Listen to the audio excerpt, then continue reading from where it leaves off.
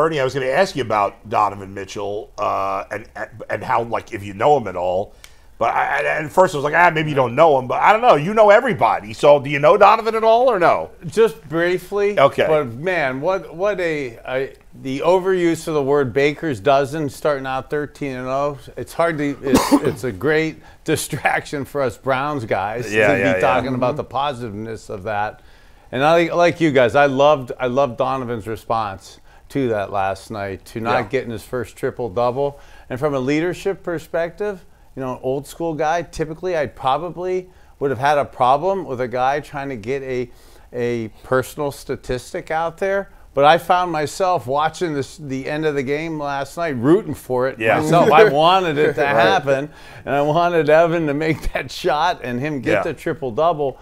But for him to embrace that interview, that post-game interview, like not even second-guessing it and coming right out and talking about it, really shows how cool he is. Did you know your stats at all during the game?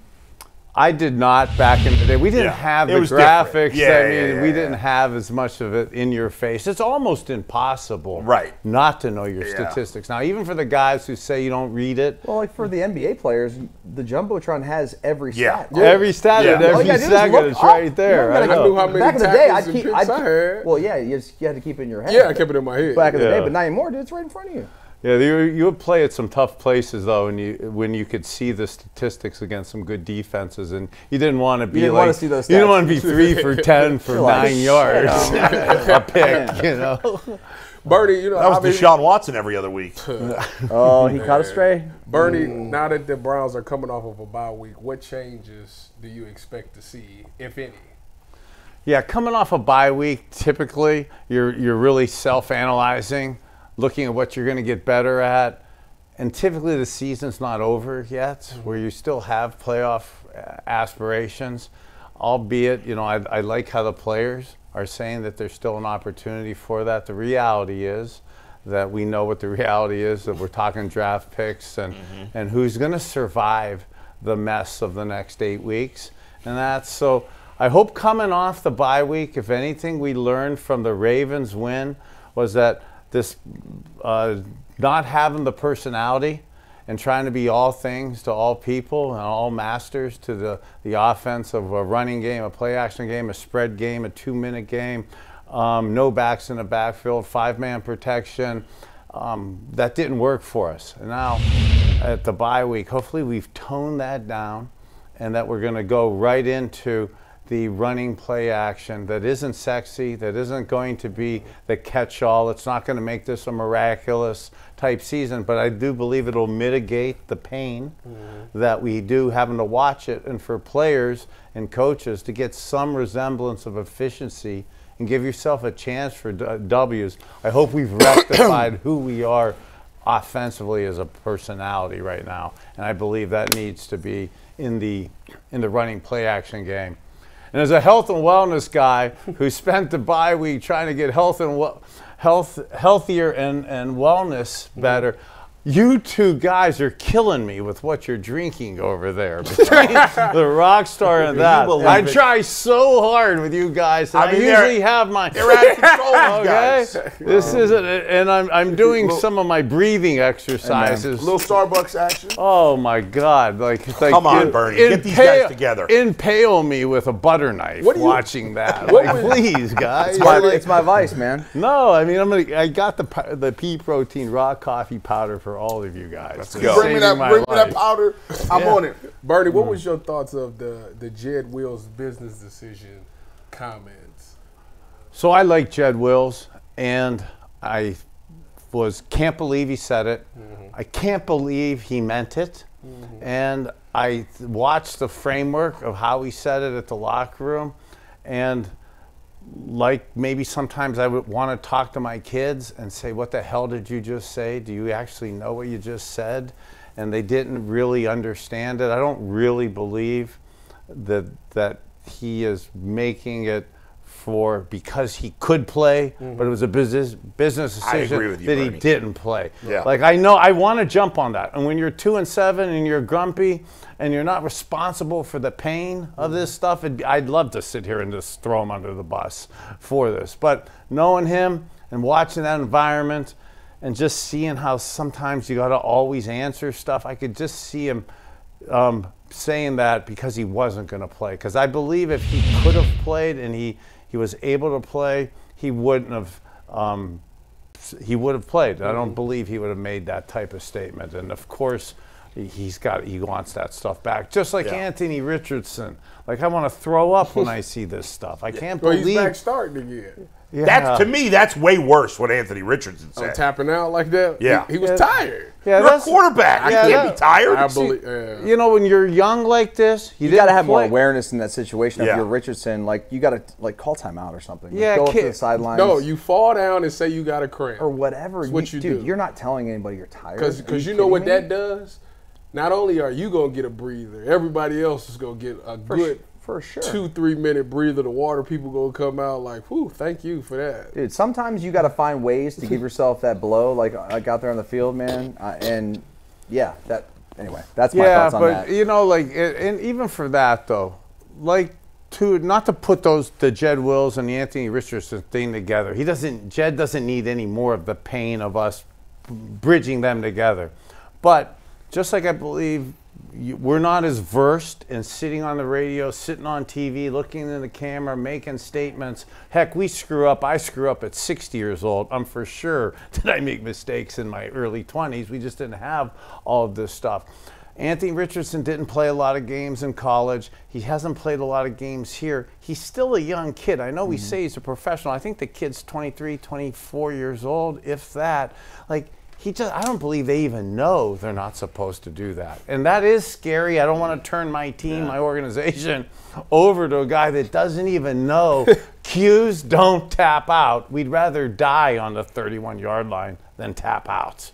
Because I got to go talk to you guys. I got to live with you. I got to ask you to do things physically that you don't want to do. By the way, Bernie, he's only 22. Wow. Yeah. 22. So when he said that, I was like, Yeah. Is he that young? 20? Like, I thought 24 would be young. He's 20. He was born in 2002. Man, God bless America. He's not even going to turn 23 till next May. Bernie, we look at, I've been looking at during the bye week, they do their self-evaluation stuff, and there's a lot of times during the season we hear the Browns front office brass say we like our receiving room, or we like our line, we like Our quarterback room. we like our quarterback room. They like everything. Like, they just like a lot of stuff. Like, so if you like that, they like 2 and 7. As we go back and reflect, I just don't see a lot of explosiveness on the offense. And I don't know if they're marrying. I don't know where they want to go with it. Like, if they really want to be a just drop back, throw it down the field team, they're going to have to get receivers for that. But I don't even think if they want to be a just ground and pound team, I think they have to replenish the offensive line as well. So for me, where do you see the talent level on this team? Do you think they need a large infusion of talent this upcoming year, or do you believe it's a couple of tweaks that can get them back to where they want to go? Well, first, just like we were saying on the bye week, to who we are this week and who are we going to be personality-wise and offense-wise, and actually how we call the plays, I think needs to be more settled so that it isn't spread and all the throwing that's kind of put ourselves in these tough situations, game-wise in that. And I want to sit here and say we need it just tweaked, and the answer's in the room. But when you're 2 and 7, the answer's not in the room, probably, and changes tend to happen in the NFL. Even in great situations, you're turning over 30-some% of your team every year. So in bad situations, and not to be a wannabe psychologist on top of a wannabe doctor here, but human nature is to want to change and stuff. And when you're losing, there's going to be more change and stuff coming. So nobody's safe right now. Nobody, as players, coaches, front office, nobody's safe, and nobody should be safe. And if you feel like you're safe at 2-7, you're probably not the person I for sure want in my organization going forward, because you're not going to dig me out of it. You're not digging us out of it if you're content and I feel like, oh, no, G. Bush is the problem. Okay, Kosar's okay. Wait, no, it don't work like that in the locker room and in the organizations. We all suck together. Bernie, I wanted to ask you, look, there's not much positive about this team right now, but at the moment, I'm feeling pretty good about Cedric Tillman. If you look at the last 3 games he's played, he's averaged over the last 3 games 7 catches, 85 yards, and a touchdown. If you extrapolate that over a whole season, that's a Pro Bowl. Forget Pro Bowl. That's an all-pro season. Now, it's not fair to do that because it's only been 3 games. However, it's the most promise we've seen from a rookie, not a rookie, but a recently drafted wide receiver in forever. Are you buying what he's been doing the last 3 weeks? So, Bull, absolutely must be rubbing off on you. Let's and go. Your positivity, because like 3 or 4 weeks ago, you and me on the forum here, we were grasping at straws of positivity to come in and sit down here, and all the straws were falling from our pockets. We couldn't find anything positive. And we talked about 3 or 4 weeks ago that, albeit it's easy now to agree with you on the Cedric Tillman stuff, 4 weeks ago we were saying what could be positive, and albeit we said Cedric Tillman really looks like somebody now with the Amari Cooper who's going to get the opportunity. And yes, the vision in our head was the drop pass at the end of the game earlier in the year that cost us a chance of winning the game. So it would have been easy to crucify him then, but he'd been working on his hands as a body catch person last year and in Tennessee. I noticed at the end of the year with Chad O'Shea, our good wide receiver coach, that he was working on using his hands, and he's absolutely progressed with that. And albeit, a bad drop to cost us possibly a game early in the year, he's for sure raised his level of play, and one of the few guys that's taken advantage of this opportunity to show that he's part of the solution, not part of the problem. Yeah. Bernie, it's a lot of things that's going into this game that people aren't really talking about. You got Jameis going back to the Saints, and I want to ask you, does that hold weight about playing a former team? And on top of that, you got Kevin Stefanski versus his old defensive coordinator, Joe Woods. Does that also play a part in this game? Yeah, so we're gonna say no, it's professional. It doesn't. Hell yeah, it does. Yes, it does. And that's where people look at. I believe we're going to have, this is still the beginning of the last half of the season where it's going to be challenging. But people were like, oh, let's see DTR now. We're going to have a chance to see DTR. We need to see if he, where he fits as a possible starter, as a possible backup type stuff, but we're going to have time for that. I would think it would be, I love what Coach Stefanski, the organization, is doing this week by letting Jameis have the opportunity to start back there. It would have been really, I think, crushing, personally and professionally, to say, I'm going back to New Orleans. Oh, and by the way, you're not starting. So I do love that's happening just for him personally. And it does, I believe, give our team the best chance against another challenged over the cap losing team that's not going to the playoffs either. It gives us the best chance to win from that perspective of it. And then from Coach Stefanski, the coaches are great about saying they don't care, but come on, we're boys, man. Like, come on. I mean, I want to throw against you. I mean, we're friends. I mean, you're going to go play against them, and you've practiced against them, and you did those OTAs and mini camps where you're faking like it's live and it's competition. So now it really is live and it really does count. And both of their jobs are at stake. Like, everyone's at stake. They're 3-6. That record sucks too. They're massively over the cap, and they're fighting for salvation and next year's job themselves because they're cleaning house. Bernie, I'm not Pro Football Reference, so I don't have the stats in front of me. What was the worst team that you were ever on? Just out of curiosity. So we went to the AFC Championship game for the 3rd time against Elway in '89. and then started off the next year with Bud Carson good, won a couple games, but then it spiraled into a death march. So did like you have a point where you were 2-7 or whatever, something like that? Yeah, like 3-7. Right. So okay, so where you want let's say you're on the let's say that was 2-7, right? That team, and you're in the middle of the year. What was the franchise's thoughts? Like, were you trying? I mean, obviously you didn't need a quarterback because you're here, but like, I mean, what was the locker room like? What was the front office like? What were the coaches like in those situations? I was on some mediocre teams. We were never like a 2-7 type of team, but like, I just wonder for the Browns right now, like, where is the mindset? Because they're in a tough spot because they're going to need a quarterback, which means you want to lose games. Like, as fans, you want them to have the #1 pick, but as players, you want to win. As coaches, they may be coaching for their job. It's just like a really tough spot to be in. So what do you do? Yeah, it's a tough one because really, in good situations, I believe you're always playing for your job, whether it's players, coaches, and front office.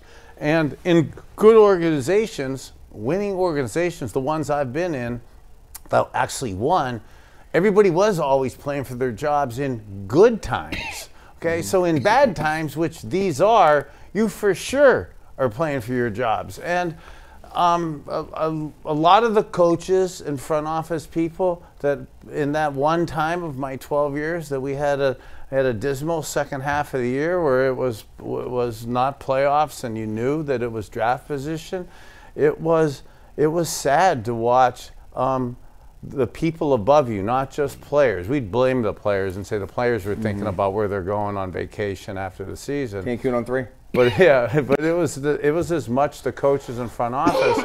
I wasn't as sympathetic to it back then, but now as an old man with family and stuff, you know, seeing that, you know, your kids and the uncertainty and those guys not knowing where they're going to be, it's natural. They start thinking about it too, and it's happening in New Orleans as much as it's got to be happening here. Heck, we changed our staffs last year after going to the playoffs with 5 quarterbacks. Speaking of quarterbacks, we'd be amiss not to get your thoughts. We had Dan Brugler on. He talked about Cam Ward. You know, I think Cam Ward has played tremendous this year. I think he has some special characteristics. You being a guy, Miami alum, what do you think about Cam Ward and his draft potential? Well, as I'm messing with you guys on the health and wellness, I'm doing my essential oils inhalers that I was just talking to my University of Miami guys about. And as opposed to in the old days when us quarterbacks would have ammonia smelling salts in our pockets. Oh, yeah, man. So when we got knocked out, you would smell ammonia before the doctors came out and the trainer to give you the concussion test. It was always the fingers, 1, 2, 3, which I know we've gone over on the show. So I've been on this fixation at University of Miami. I'm a trustee, and we work at the medical school a lot, of all the bad things that they used to do to us, or we used to do to ourselves at the NFL level, putting in good things. So at UM, instead of doing smelling salts, one of the things we're talking about is our essential oils that I'm coming out with.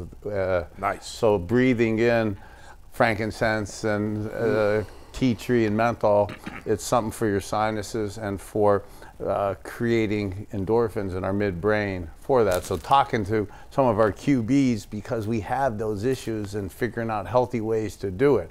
But to get a Cam Ward, you're a hell of a salesman, Bern. No, it's how I'm able to do this. No, you're you're really good at weaving stuff in. I like that. Oh, thank you. Smooth. Well, smooth. I got the pack here for you. I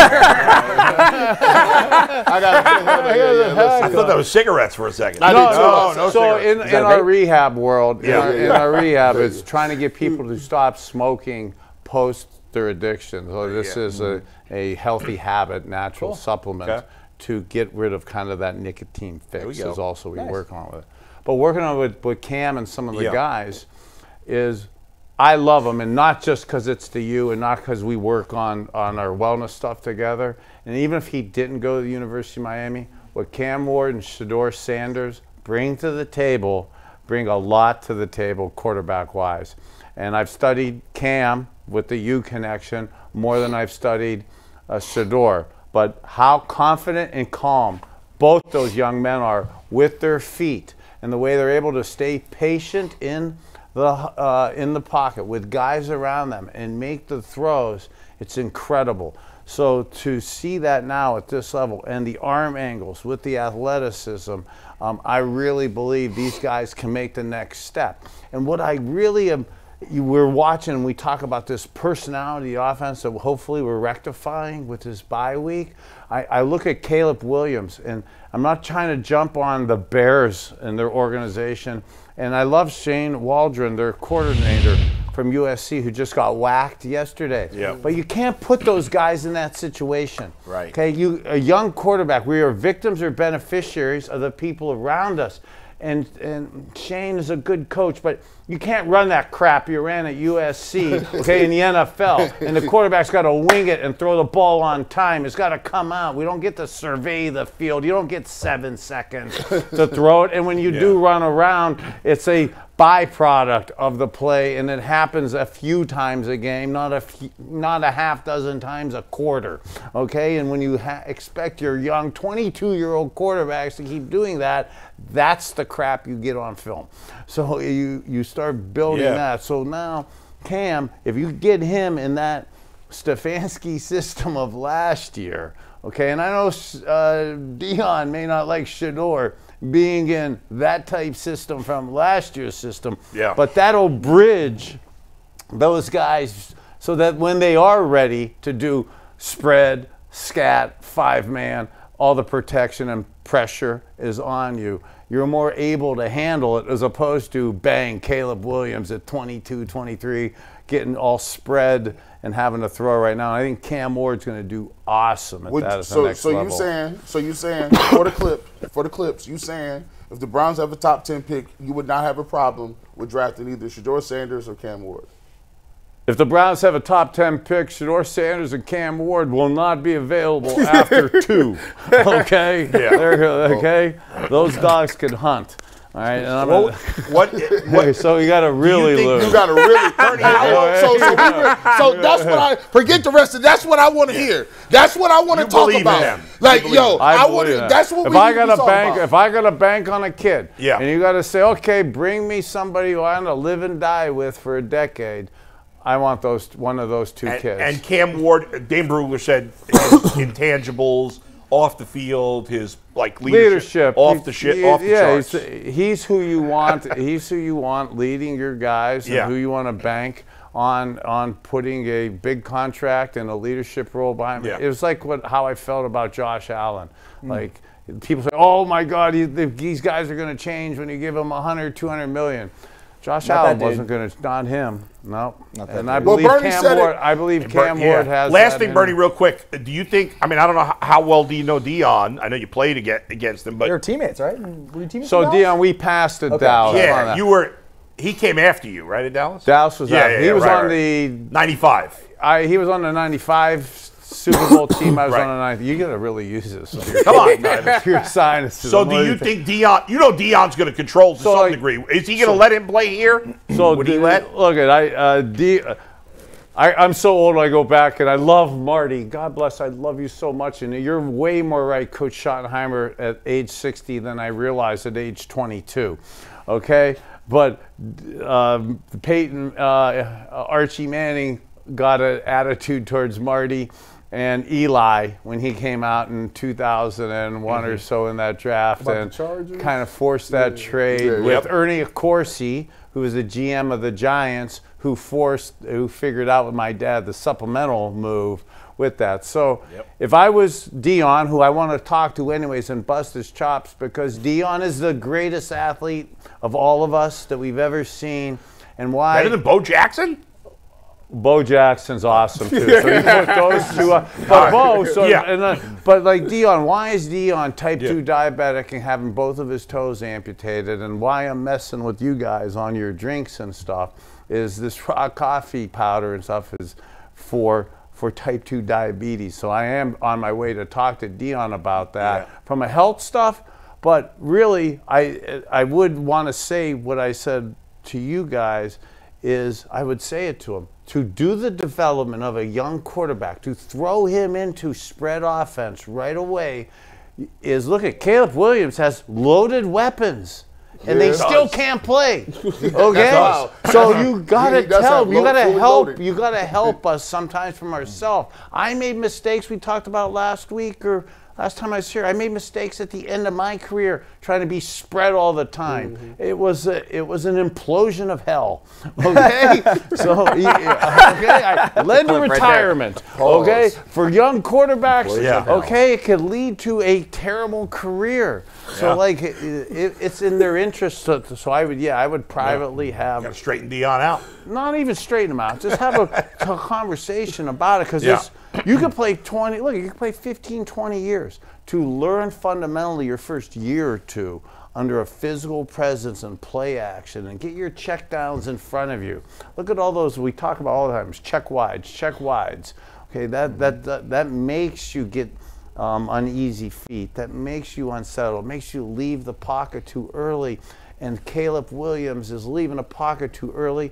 And I don't want Shedeur Sanders or Cam Ward to develop that same type of I don't want to let the ball go. And in this system, we throw the guys open. And there'll be some rough edges at first, but these guys, I believe, will learn how to throw on time too, and match that with their athleticism. Mikey, let's keep Bernie here for a super chat before we say goodbye in 3 minutes.